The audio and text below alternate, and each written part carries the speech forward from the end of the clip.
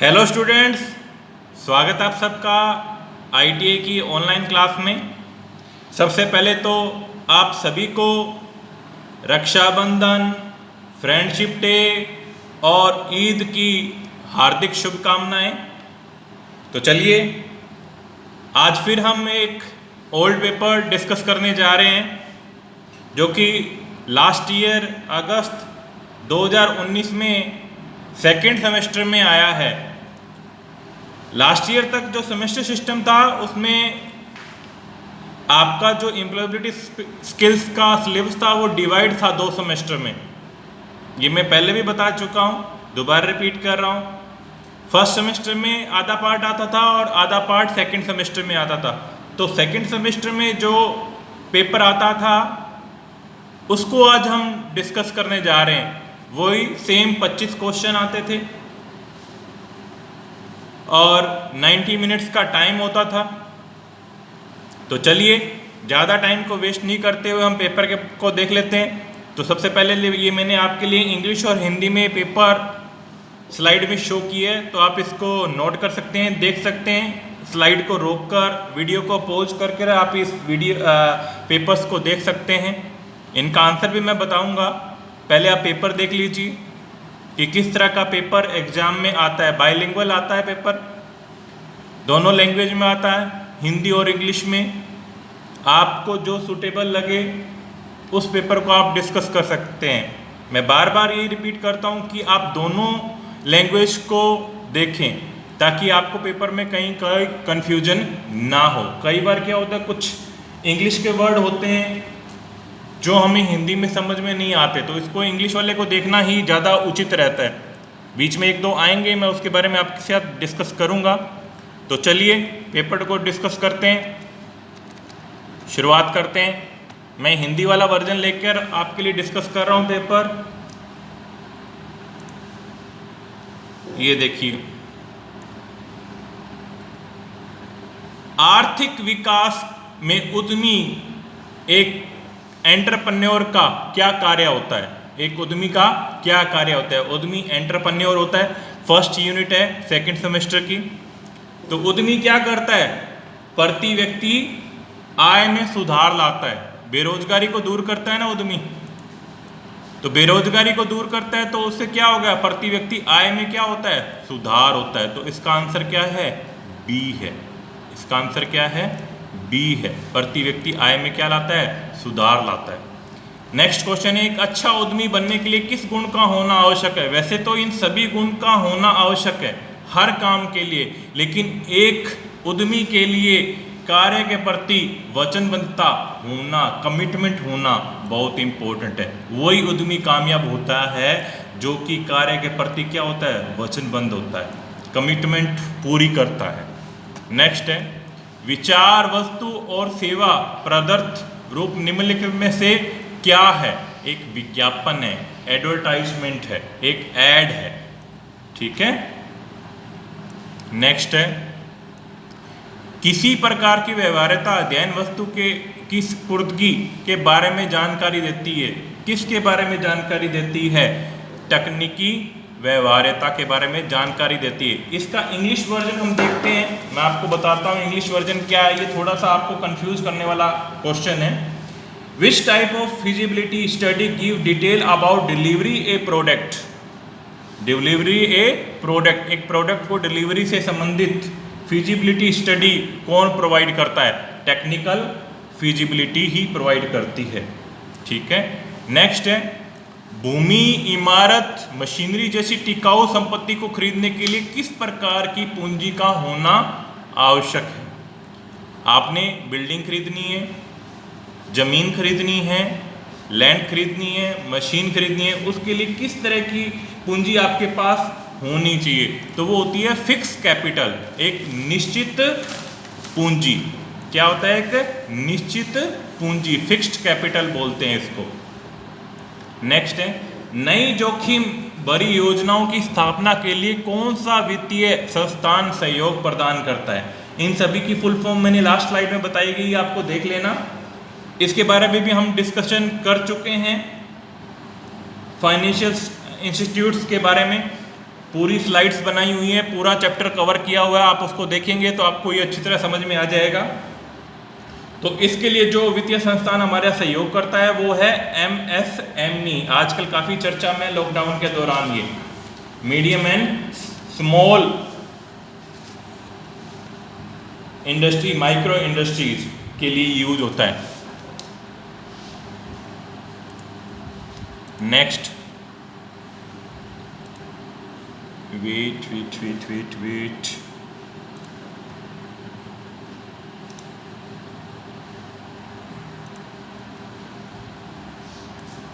Next है ATM का पूर्ण रूप क्या है। बार बार मैं आपको बता चुका हूं, एग्जाम में फुल फॉर्म पूछी जाती है, 3 से 4 बार ये रिपीट हो चुका है। ये है ऑटोमेटेड ट्रेलर मशीन। क्या है? Automated trailer machine. ये आंसर है इसका। नेक्स्ट है उत्पादन को कौन सा अनुपात परिभाषित करता है। उत्पादन को कौन सा अनुपात, प्रोडक्शन को कौन सा रेशो डिफाइन करता है। उत्पादन से निवेश का अनुपात, उत्पादन से निवेश का अनुपात क्या करता है, प्रोडक्शन को डिफाइन करता है। Output to input ratio. निम्न उत्पाद का क्या प्रभाव पड़ता है, या निम्न से मतलब यहाँ लो उत्पाद का क्या प्रभाव पड़ता है। सीधी सी बात है, उत्पादन डिक्रीज होगा, लो होगा तो प्रति व्यक्ति आय में क्या होगी, कमी होगी। तो प्रति व्यक्ति जीडीपी में भी क्या होगी, कमी होगी। ठीक है। नेक्स्ट है बैंकिंग प्रक्रिया में कौन सा दस्तावेज पहचान पत्र के रूप में मान्य नहीं है। यहाँ ये चीज ध्यान देने वाली है, मान्य नहीं है। गलती मत कर देना। वोटर आईडी मान्य है, पासपोर्ट मान्य है, ड्राइविंग लाइसेंस आइडेंटिटी प्रूफ के रूप में मान्य है, लेकिन आय प्रमाण पत्र है वो मान्य नहीं है। कर्मचारियों की मृत्यु या चोट लगने के परिणाम स्वरूप कंपनी द्वारा लिया गया जोखिम का नाम क्या है, दायित्व जोखिम, लाइबिलिटी। इसको क्या बोलते हैं, लाइबिलिटी। ये भी मैंने कवर की है, जो श्रमिक वाला चैप्टर है उसमें, तो आप इसको देख सकते हैं। नेक्स्ट है कारखाना के नियम के अनुसार, कारखाना अधिनियम हमने पढ़ा है, उसके अनुसार अधिकतम कितने घंटे तक कारखाने में काम करना चाहिए एक कर्मचारी को एक सप्ताह में। तो 8 घंटे पर डे के हिसाब से 48 घंटे, 6 × 8 48 आवर्स। नेक्स्ट है EPF एम्प्लॉय प्रोविडेंट फंड अधिनियम 1962 के अनुसार एक कर्मचारी अपनी बेसिक सैलरी का न्यूनतम कितना प्रतिशत योगदान EPF में देता है, 12% देता है। कितना देता है, 12%। ये भी आजकल काफ़ी चर्चा में है। नेक्स्ट है प्रशिक्षु अधिनियम कब लागू हुआ, ये भी मैं आपको पढ़ा चुका हूँ। ये तीनों एक ही चैप्टर से लिए गए क्वेश्चन है, 1961 से। कब लागू हुआ प्रशिक्षु अधिनियम, 1961 में। नेक्स्ट बात करते हैं हम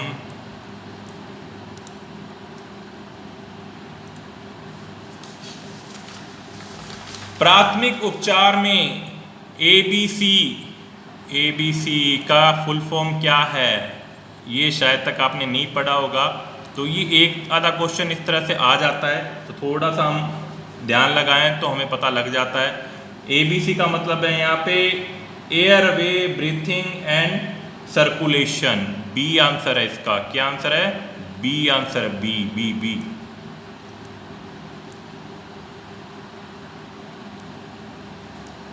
बी आंसर है इसका।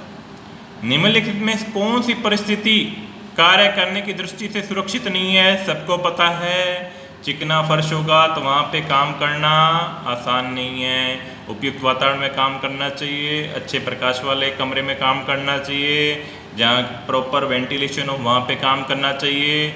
निम्नलिखित में से क्या ऊर्जा का नवीनीकरण साधन है। नवीनीकरण मतलब रीन्यूएबल एनर्जी। तो इसमें से कौन सा है, पेट्रोल नहीं है, कोयला नहीं है, प्राकृतिक गैस नहीं है, सौर ऊर्जा, विंड एनर्जी, वायु ऊर्जा। तो क्या है इसका आंसर, वायु ऊर्जा। इंग्लिश में बोलते हैं विंड एनर्जी इसको। ध्वनि और कंपन के कारण किस प्रकार का खतरा उत्पन्न होता है, ये मैंने हैजार्ड वाले चैप्टर में आपको बताया हुआ है। तो भौतिक, फिजिकल हैजार्ड, फिजिकल खतरा है ये, ठीक है, शोर के कारण। जल की वाष्प को तरल पानी की बूंदों में रूपांतरित करने वाली प्रक्रिया को क्या कहा जाता है? कंडेशन कहा जाता है इसको, डी आंसर है इसका। नेक्स्ट है, अम्लीय वर्षा का मुख्य संयोजन क्या है? इसको भी मैंने आपको बताया है, एसिड रेन, सल्फ्यूरिक अम्ल और नाइट्रिक अम्ल, सल्फ्यूरिक अम्ल और नाइट्रिक अम्ल।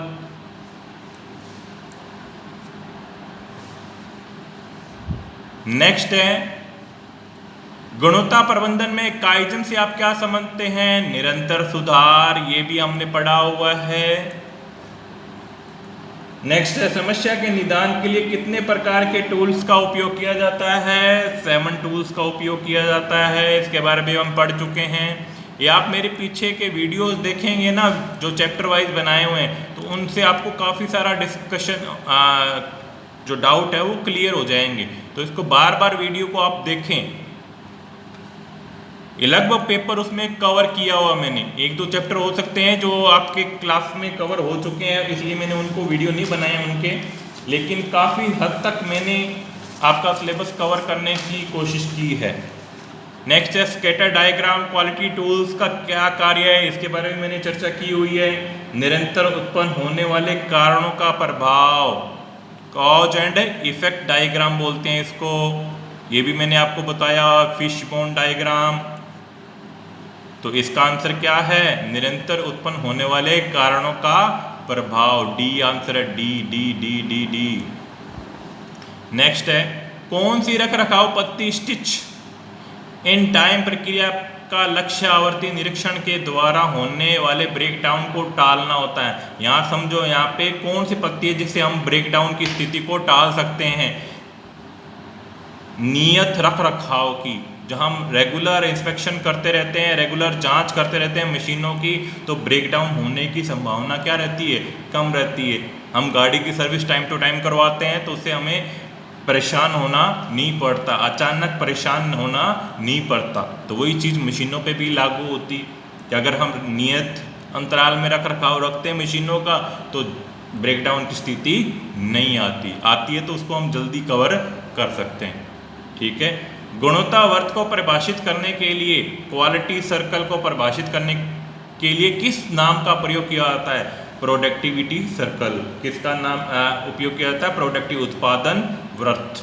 उम्मीद करता हूँ ये 25 के 25 क्वेश्चन आपको समझ में आ गए होंगे। फिर भी अगर कोई आपको डाउट लगता है तो आप मुझसे संपर्क कर सकते हैं, मुझसे पूछ सकते हैं, मुझे कमेंट कर सकते हैं। ये लीजिए, मैंने कुछ फुल फॉर्म लिखी है जो एग्ज़ाम में पूछी जा सकती हैं, इनसे रिलेटेड क्वेश्चन एग्ज़ाम में आ सकते हैं। पहले भी मैं डिस्कस करता आया हूँ, आज फिर मैंने रिपीट कर दिए, हो सकता है इसमें कुछ नई भी हूँ, कुछ रिपीट भी हूँ। NSIC national small industry corporation, SISI small industry service institution, KVIC khadi and village industry commission, SIDBI small industry development bank of India, MSME micro small and medium enterprise. तो अगर वीडियो अच्छा लगा हो तो लाइक करें, अपने फ्रेंड्स के साथ शेयर करें। और दूसरी चीज़, एग्ज़ाम के बारे में अभी कोई सूचना नहीं है, कोई प्रमोट करने का सूचना नहीं है, कोई एग्ज़ाम होने की सूचना नहीं है, लेकिन फिर भी ये सूचना यही है कि एग्ज़ाम ITA के एग्ज़ाम होंगे, तो आप अपनी तैयारी कंटिन्यू रखें। वैसे भी जो नई शिक्षा नीति आई है तो उसमें वोकेशनल कोर्स पे जोर दिया जाएगा, तो आपकी ITA पे जोर दिया जाएगा। टेक्निकल जो हाथ का हुनर है उस तरह की स्टडी पे जोर दिया जाएगा। तो ये बेहतर है कि आप इस पे अच्छे से अच्छे कमांड बनाएं, अपने आप को सफल बनाएं, ताकि आने वाले टाइम में आपको कोई भी समस्या का सामना ना करना पड़े। आने वाला टाइम आपका ही है। वोकेशनल कोर्स पे ज़्यादा से ज़्यादा जोर दिया जा रहा है। क्यों दिया जा रहा है? कि हर व्यक्ति के अंदर हाथ का हुनर हो, ताकि वो इंडस्ट्री को सपोर्ट कर सके, अपने पैरों पे खड़े हो सके, आत्मनिर्भर बन सके। तो आत्मनिर्भर बनने का ITA ही एक जरिया है। इस टाइम में सबसे इजी सिलेबस और सबसे आसान और सबसे कम खर्चीला जिसमें कहें इतनी फीस सबसे कम है इस टाइम में, तो वो ITI है। और सबसे ज़्यादा रोजगार देने वाला भी ITI है। लॉकडाउन के दौरान जिस व्यक्ति के अंदर हाथ का हुनर है वो व्यक्ति काम लगा हुआ है, जिसमें हाथ का हुनर नहीं है वो ही प्रॉब्लम फेस कर रहा है। तो अपने अंदर हुनर पैदा करें तो वो हुनर आपको ITI से मिलेगा। तो ज़्यादा से ज़्यादा स्टडी करें, प्रैक्टिकल वर्क पे जोर दें। और सुनने में आ रहा है कि आपके पहले एग्ज़ाम से पहले प्रैक्टिकल होंगे, तो अपनी प्रैक्टिकल फाइल्स, ड्राइंग की फाइल्स वगैरह अगर किसी की पेंडिंग है तो वो तैयार कर लें ताकि आपको एग्ज़ाम में दिक्कत ना हो। तो उम्मीद करता हूँ आज का लेक्चर आपको अच्छा लगा होगा। तो वीडियो को लाइक करें, शेयर करें, सब्सक्राइब करें जिन्होंने नहीं किया है, बेल आइकन दबाएं ताकि आपको वीडियो मिलते रहें। और मैं जल्द ही गूगल मीट पे आपको मिलने आ रहा हूँ। तो जो बच्चे इंटरेस्टेड हैं मेरे साथ गूगल मीट पर क्लास लगाने में, वो मुझे कमेंट करें, अपनी ईमेल आईडी मुझे व्हाट्सएप कर दें ताकि मैं उनको उस क्लास में जोड़ सकूं। Thank you.